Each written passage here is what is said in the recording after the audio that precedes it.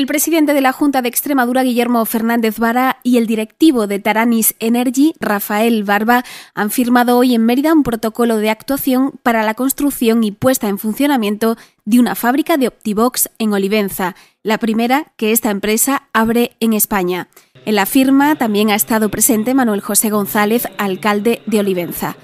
Estas instalaciones se desarrollarán en 2 fases, llegando a los 10.000 metros cuadrados y se alcanzarán los 250 puestos de trabajo. Que una empresa del sector energético vinculado a dispositivos de ahorro energético, que hace algunos meses inició conversaciones con el Ayuntamiento de Olivenza y con Avante, para su instalación en el polígono industrial de la localidad. Es una empresa con una parte del capital mexicano y que ha desarrollado una patente que es Optibox, patente que produce y provoca ahorro energético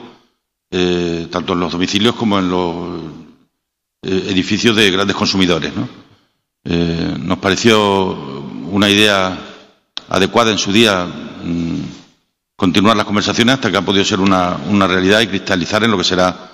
un importante proyecto del Taranis Energy se dedicará a la producción de Optibox, un equipo tecnológico empleado en la prevención, reducción y atenuación de las emisiones de CO2 al medio ambiente y que posibilitan además el ahorro de energía.